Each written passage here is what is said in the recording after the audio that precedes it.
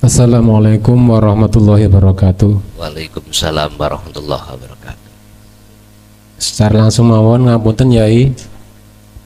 Teng mriki kawula tasih pemula badhe tanglet masalah dalam perihal amit sewu nggih, tiyang ten WC. Ngapunten radi jarak Teng WC nggih. nggih.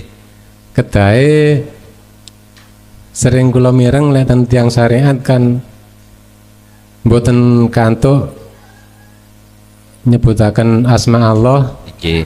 menika sing mboten asal niku mengucapkan lewat Lesan. lesan napa tos pundi ngaten Yai? Ngoten nggih. Nggih. Sampun saya ngula. Assalamualaikum warahmatullahi wabarakatuh. Waalaikumsalam warahmatullahi wabarakatuh. Kita tahu jasad kita yang ingin buang air besar, lah nggih, otomatis masuk di dalam WC. Rasulullah lewat hadisnya memberikan petunjuk, jenengan kalau melebu masuk di dalam WC harus kaki kiri terlebih dahulu sambil berdoa supaya dijauhkan dari gangguan setan, yaitu minal hubusi wal khobaith.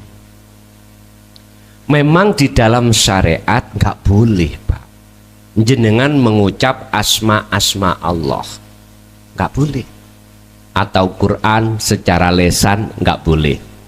Cuman maksud dawuh Kanjeng Nabi iku ngandung kinayah sindiran ati sampen kudu eling isoke mlebu nang WC karena Allah. Bisa jenengan dodok sing dodokno Gusti Allah. Yang bisa mengeluarkan kotoran itu karena Allah. Kalau hati sampean iku dzikir sing wonten mriki antawa ana boten la ilaha illa anta, la ilaha illa ana, boten iku wacanane Qur'ane. Ning ati sampean nek nyebut Allah lewat pangrasa boten napa-napa. Ngiyakini nyun sewu jenengan sagete mlebet nang WC ya karena Allah, ndodok ya karena Allah, bisane buang air kecil besar ati sampean ngerasa semua karena Allah. Nggak apa-apa kalau seperti ini. Kalau sampean wujudno cara dohir, ini yang nggak boleh.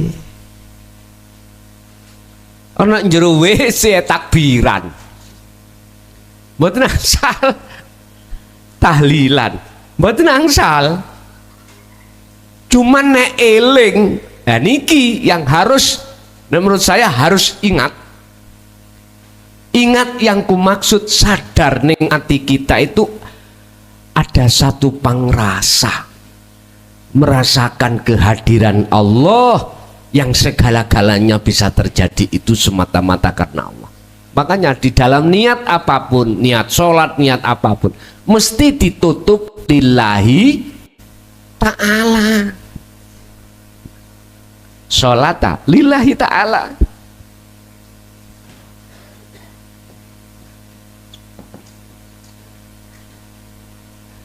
Cuman banyak yang tidak mengerti.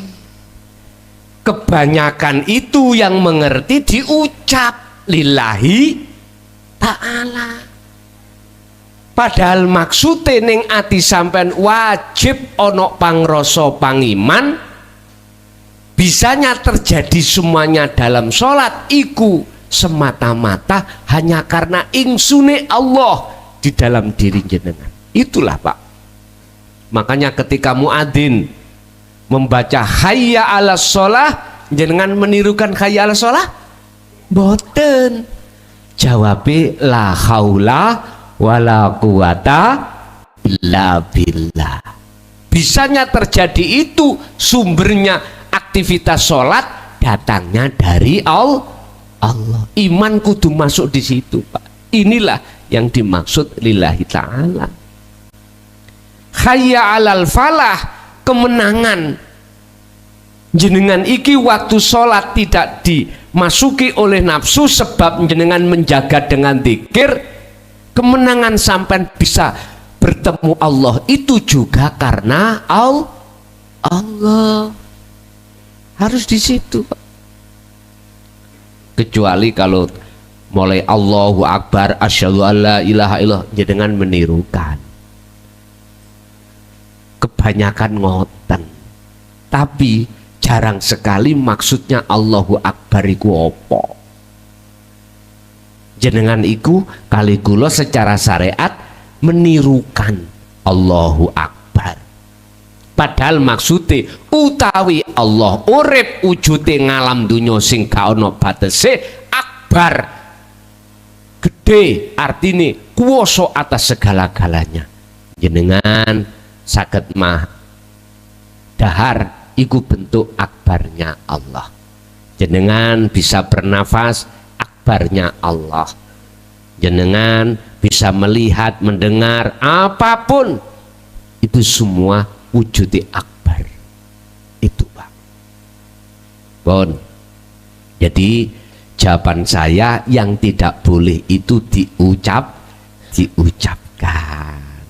Kalau di dalam hati sampean ingat pada Allah, zikir wajib menurut saya, dan saya wajibkan pada diri saya sendiri.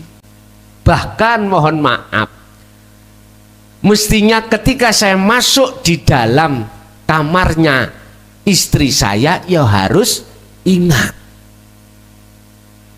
Waktu melakukan hajat, ya harus ingat. Makanya Kanjeng Nabi kan ngetokno hadis membimbing kita segala hal apapun, bacalah bismillah lah, minimal ngoten toh. Artinya itu kita supaya ingat, sadar semua itu terjadinya, yang menterjadikan hanyalah Allah. Gambarane antara dalang dengan wayang, Pak. Wayang itu ora sok gerak, Petruk ya ora iso krungu, ora iso ngomong. Sing ngomong ku Pak Dalange, bukan Pitruk. Itu loh gambaran asline, mudah jenengan serap. Yen sejatine gerak apa yang terjadi pada makhluk, sebetulnya itu sing duweni gerak iku Allah. Ngoten, Pak. Kita didorong oleh nafsu kita supaya ngaku ya ini loh, Pak. Sumbere jenengan kali kula akhire ning anti ono hasud, ono riya, ono takabur, ada di situ. Ada di situ. Oke, lanjut.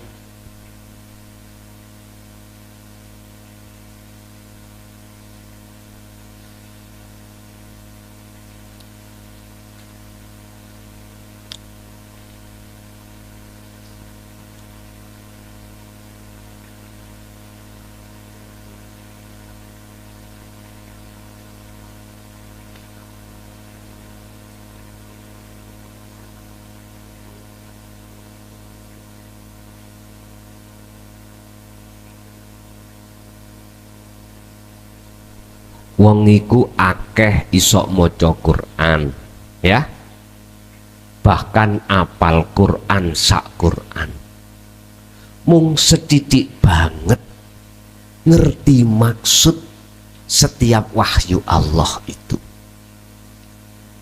Akeh wong isok maca Quran, banyak orang yang bisa baca Quran kanthi fasih, mohon maaf, alim Quran, tapi sedikit orang yang memahami maksud daripada Al-Quran.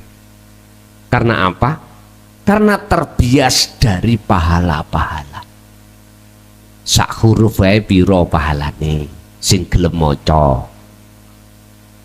Ayo, apalagi sak kalimah. Karena kita terbias dengan pahala-pahala disitulah, Pak, akhirnya kita lupa maksudnya apa. Contoh surat Anbiya 66 itu, min dunillah perkara sakliyane Allah sifate iku mala yanfa'ukum syai'aw wala yadhurrukum.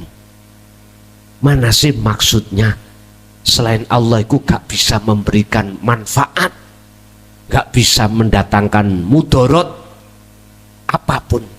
Maknanya itu yang bagaimana? Gak paham. Eman Pak, eman. Jenengan kali kula bisa maca Quran sampai fasih, bahkan hafal sak Quran, tapi gak paham maksudnya. Eman. Ngertos eman nggih? Sayang sekali. Justru mohon maaf, jikalau jenengan tidak paham maksudnya, tak pastikan hati jenengan akan tersarang penyakit takabur. Wis hati-hati. Tersarang penyakit takabur. Rumongso apik katimbang orang lah. Rumongso bener dewe daripada orang lah. Ini bahaya, Pak. Keterangan ini hanya bisa Anda dapatkan di dalam hukum hakikat. Dalam hukum syariat nggak akan ketemu, Pak. Nggak akan ketemu. Luwe api wong ora iso maca Quran. Tur yora, mohon maaf ya. Tur yora apal Quran. Mocone bletotan. Maca bismillah besemelah. Mohon maaf.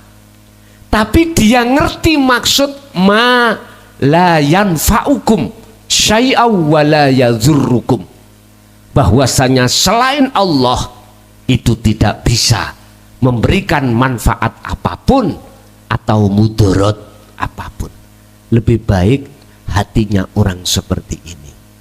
Tapi kalau bisa sih lahir yo baik, jerone yo baik. Quran yo Quran yo iso maca, fasih, apal, lebih-lebih mengerti maqasidul a'dham, maksud yang sebenarnya itu bagaimana. Alangkah lebih baiknya ibaratnya sampean dadi pelem wis tuwek mateng, rasa ambek bentuk dohire podo, legi nikmat.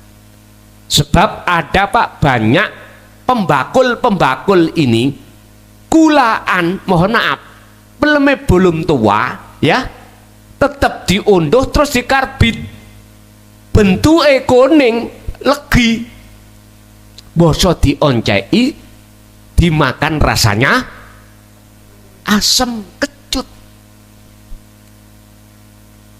Lebih baik ya menurut saya, lebih baik peleme ijo tapi rasanya manis. Gak ada lagi kecuali pelem itu sudah tua. Artinya ilmu nom iku ilmu syariat, ilmu tuwek iku ilmu hakikat. Mula jenengan ojo leren oleh tolek ngelmu nom terus no nuju ilmu tuwek. Mbah Buyut biyen iku nek ngomong ilmu tauhid iku gak ilmu tauhid, Pak.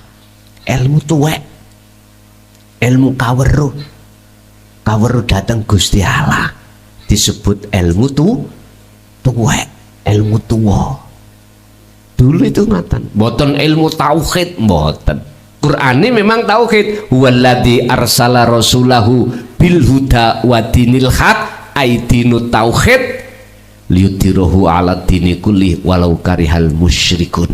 Walaupun baginda Rasul dicaci maki oleh kaum pada saat itu, bahkan Rasulullah mau dibunuh, mohon maaf, oleh Abu Jahal, Abu Lahab lewat Surakoh itu, gitu.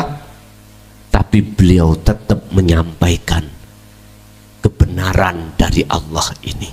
Itulah ilmu tuwek, ilmu tauhid. Lanjut. Masih ada? Monggo. mikih sampean paringno. Sampean dele tengah mriku kowe. Lah. Assalamualaikum warahmatullahi wabarakatuh. Waalaikumsalam warahmatullahi wabarakatuh. Ngapunten Yai nderek tanglet. Niki tentang mengenal Allah atau mengenal Tuhan nggih. Nggih. Ngapunten saderenge kan kula nate merantau di suatu wilayah tepatnya di Papua itu. Nggih. Di situ kan minoritas Muslim itu bisa dibilang kaum minoritas nggih. Saya pernah di suatu pulau. Kalau sekarang mungkin di sini enak ada internet ada apa, jadi kita bisa belajar tentang agama itu lewat internet, lewat apa media masalah ya. Nggih. Itu di suatu pulau itu saya pernah jumpai itu di situ mereka itu bisa dibilang nggak mengenal Tuhan, nggak mengenal Tuhan lah, nggak mengenal Allah ya. Tapi di situ saya menemukan salah satu warga itu apa ya, tingkah lakunya itu seperti orang yang mengenal Tuhan gitu loh. Terus kira-kira seumpamanya beliau itu meninggal, apa bisa dibilang meninggalnya itu husnul khotimah atau masih bisa tertolong gitu ya? Nggih. Sampun nggih. Nggih, cekap nggih, ngapunten. Assalamualaikum warahmatullahi wabarakatuh. Waalaikumsalam warahmatullahi wabarakatuh. Wahyu Allah itu ada yang tersurat, ada yang tercipta. Di dalam surat, di dalam ayat yang tersurat atau ayat yang tercipta, itu ada yang tersirat, Pak. Mohon maaf, secara tersurat beliau nggak pernah belajar Quran, nggak pernah belajar ilmu fikih.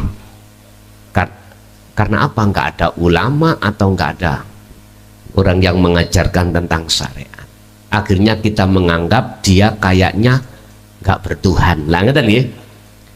Tapi mohon maaf, Allah menyampaikan ayat yang tersirat itu lewat yang tercipta, alam.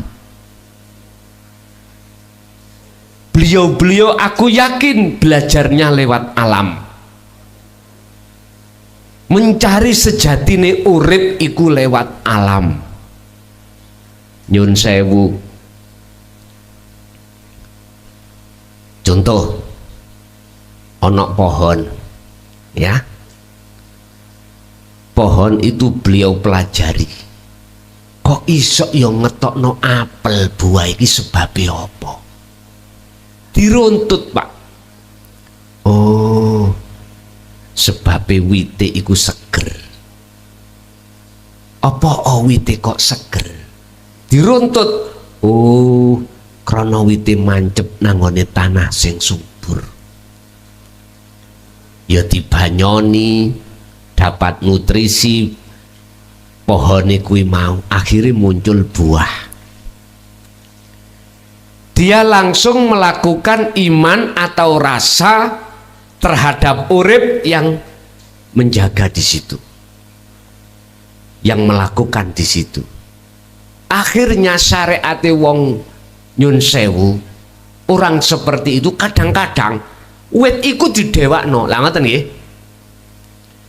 Disembah-sembah, kadang-kadang dikelambeni, disewei, ngoten lho. Lah, kita tidak tahu kalau ruhaniah beliau itu sambung menyang urip di Kristus lewat pelajaran di situ, dan beliau belajar di situ lewat kakek-kakeknya dulu.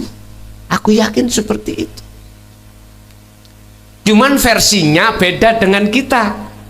Kita lewat ayat yang tertulis, yang disebut Al-Qur'anul Karim. Di situ, Pak. Kalau pandangan saya, jikalau dia itu sudah sambung rasa terhadap gesang, apapun bahasanya gak gesang, misalnya apa bahasanya, namanya Tuhan itu jenenge tidak Allah misalkan, saya yakin husnul khotimah. Pak, nyun sewu, barometer wong husnul khotimah itu dijawab di dalam surah Al-An'am ayat 79.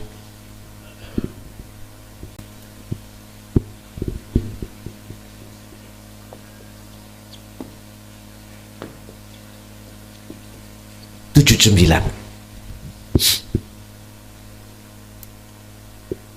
Wong husnul khotimah iku sebab sudah tidak menyekutukan Allah, tidak menyekutukan yang Maha Esa dengan yang lain. Bentuknya ya apa? Iki sampean waca Bentawi no sampean waca. Sebelum jenengan membaca Fatihah waktu sholat ada namanya doa iftitah. Lah ngoten nggih. Inni wajjahtu wajhiya, sesungguhnya ku hadapkan wajah ruhku, hatiku kepada wajah Allah. Kita nggak bisa menghadapkan kalau tidak belajar terlebih dulu pemahaman tauhid la ilaha illa anta, Pak. Harus dipahamkan dulu ilmu itu. Oh, ternyata urip iki bentuk imane sudah tidak lagi terhadap selain ini, yang umat Islam menyebut Allah. Ini barometernya. Tapi jikalau jenengan ini hati itu tidak beriman pada wajhiyah, wajah Allah, atau tidak menghadap terhadap wajah Allah alias menghadap terhadap selain Allah, yaitu samawati wal ard, isine langit dan bumi, maka secara pandangan hakikat hati saya masih kelebu perbuatan yang menyekutukan Allah. Berarti waktu sholat kula niki hakikati masih menyekutukan Allah. Buktine Pak, atiku isi eling sak liyane Gusti Allah. Mohon maaf sebelumnya. Jadi saya katakan mesti husnul khotimah, walaupun belajarnya itu lewat ayat yang tercipta dulu, Pak, dulu sebelum agama Islam nyun sewu, Islam sekarang ini loh, syariat ke Pulau Jawa, wong Jawa nyembah apa sih? Sholatnya ya napa? Dia belajarnya untuk mengenal terhadap hidup itu lewat apa? Lewat alam, lewat kejadian-kejadian yang alam iki, Pak. Itulah yang disebut dulu iku ilmu sejati, ilmu tuwek. Lah sekarang disederhanakan biar bisa kita terima. Kita yang ada di golongan syariat belaka diterjemahno dengan bahasa Quran. Makanya saya mengambil hujah itu mesti kebanyakan dari ayat-ayat Allah. Cuman tak genahno asli maksudnya. Ayat ini begini loh, bukan berhala watu itu yang disembah, bukan berhala watu yang harus dihancurkan, bukan. Yang kita sembah adalah alladzi subhanalladzi asra bi 'abdihi lailan. Dialah zat kang maha suci, maksudnya sesuatu yang tidak bisa kau sebut, yang memperjalankan hambanya di tengah malam ini. Basa Jawa biyen, Pak, mbah iku ngomong ya kuwi ngger urip kang sejati sing ngloberi alam donya langit. Ternyata alam donya iku ya jasad sampean kalih kula. Dohir iki alam langit adalah ruhaniyah kita. Sebab Allah ikut dekat ning rasenggolan. Ini bentuk kinayah-kinayah beliau dulu itu seperti itu, Pak. Jadi jawaban saya, walaupun dia tidak mengerti tentang wahyu Allah, ayat-ayat Allah yang tertulis, tapi dia mengerti ayat yang tersirat lewat tercipta, mongko ketika saat hatinya itu sudah menghadap terhadap wajah urip, wajah Allah, walaupun aktivitasnya apapun dia tetap disebut husnul khotimah miturut kacamata hakikat, bukan syariat. Kalau kacamata syariat husnul khotimah iku ketika jasmania sampean melakukan kebaikan. Nah ngono iki. Contoh waktu sholat sujud gak tangi-tangi. Waktu khutbah jenengan moro-moro geblak mati. Husnul khotimah, pandangan manusia, pandangan syariat. Tapi bagaimana pandangan Allah? Ntar dulu.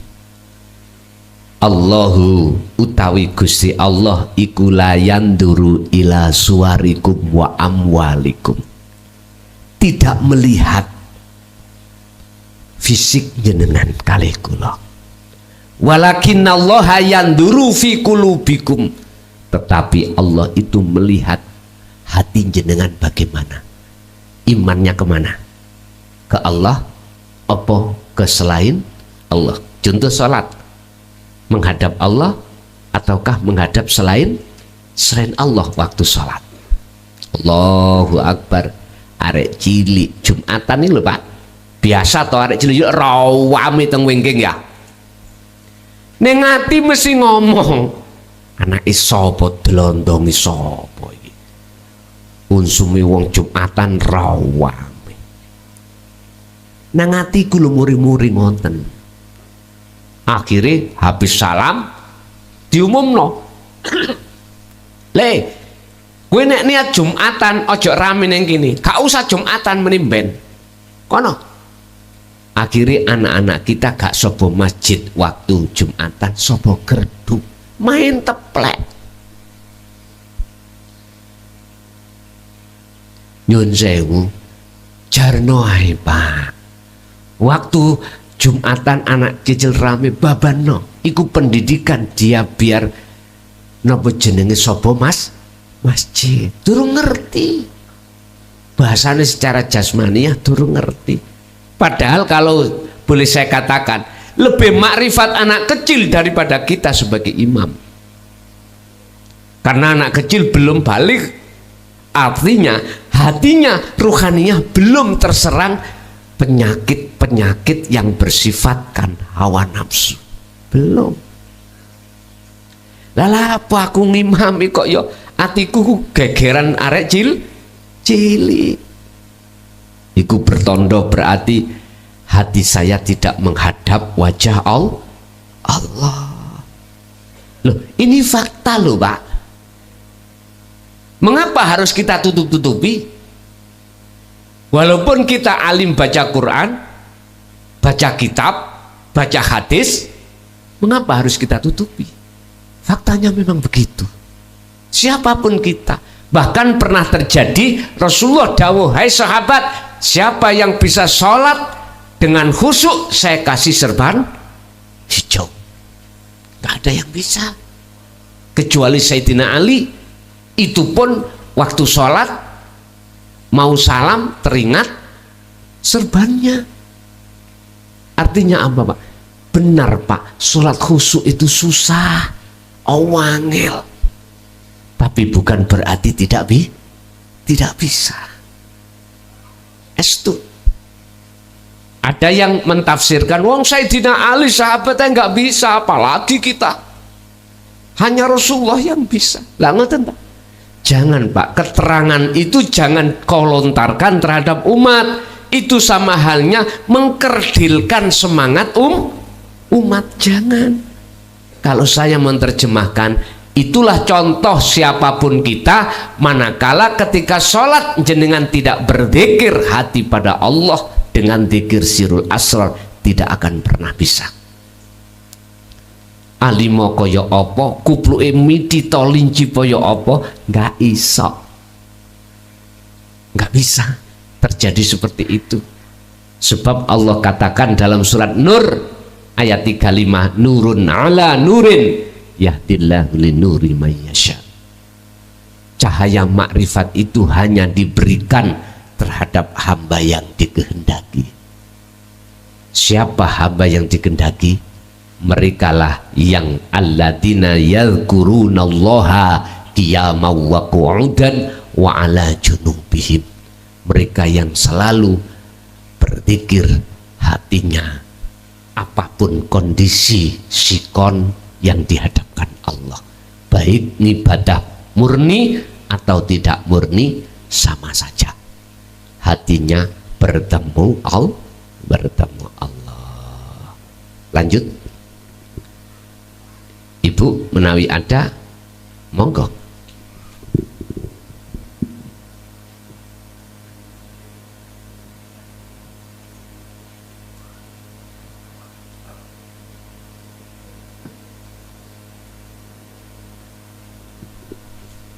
Sampun cukup? Masih ada Bapak? Cukup nih? Pun intinya ngeten, niki sasi Muharram Pak. Tolong sadurunge tanggal 10 ngajeng. Sejarah sasi Muharram itu sangat sakral ing miturut umat Islam, khususi wong Jawa. Gunakan ngasah keris, umbahan keris sampean. Pundi keris? Mpun keris-keris niku lho ya. Senes, keris niku lak senjata toh. Nopo senjata sampean? Iman. Iman, Pak. Umbahan iman sing kotor iki. Nek cara bahasa wong Jawa, keris di ombeni kembang. Kei makanan kembang, itu kinayah, artinya adalah iman, Pak. Ya ayyuhalladzina amanu dkhulu fisilmi kafah, ihsankanlah iman jenengan. Carane yok nopo? Ngeten Pak, apabila di dalam hati kita ada iman selain Allah, dalam hal apapun makhluk itu masih ada, bersihkan. Carane piye? Pun sampai kalau hanya bisanya waktu malam, waktu siang, silahkan, waktu pagi, silahkan. Pun sampeyan nek gak bisa dengan berdiri, dengan duduk, gak bisa dengan duduk, dengan berbaring. Akal sampean iki sampean lepas, perkara-perkara urusan dunya sampean lepas. Ini bisanya lepas manakala hanya dengan hati jenengan merasakan bahwasanya urip di dalam diri jenengan sesungguhnya wujudnya Allah.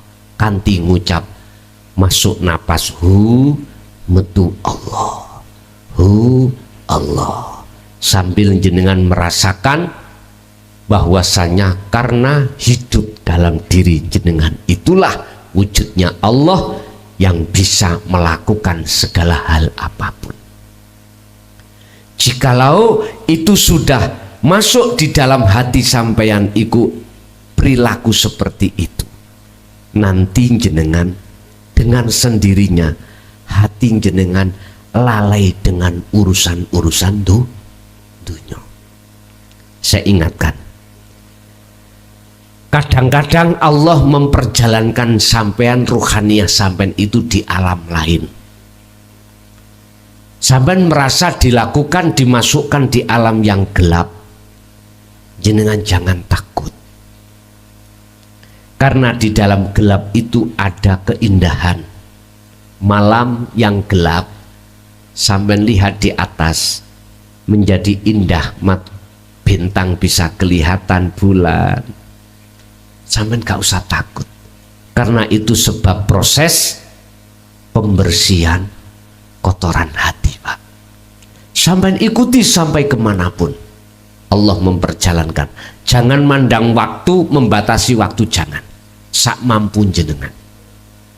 Terus nanti jenengan akan dimasukkan dalam satu alam di mana Allah katakan dalam ayat nurun ala nurin, cahaya akan dinyalakan oleh Allah yang disebut cahaya makrifat. Dan disitulah keakuan diri makhluk dalam hati sampean sudah tiada. Akhirnya muncul keakuannya Allah. Ala bidzikrillahi tatmainnul qulub. Dengan cara berzikir seperti inilah Pak, menjadikan hati jenengan dalam keadaan damai. Disitulah sumber barokah, disitulah sumber manfaat, disitulah sumber syafaat, dan disitulah sumber pertolongan. Ini akan diberikan terhadap hamba ketika saat di dunia, wa anibu ila rabbikum wa aslimu lahu, yaitu hamba yang mau kembali kepada Allah. Sebetulnya Muharram itu nyuceni ngumbah keris, jenenge keris iku iman. Ben ka ono iman selain Gusti Allah. Entah sampai 3 hari, entah sampai 7 hari, entah sampai iki 1 hari. Sekarang sudah tanggal 2 Muharram, berarti tinggal 8 hari. Detik-detik di tanggal 10 pun gak bisa siang yo malam, gak bisa malam yo siang, sak kerso jenengan. Wis muga-muga niki sedaya akan bermanfaat datang kita dan keluarga kita ila yaumil qiyamah. Lahumul Fatihah.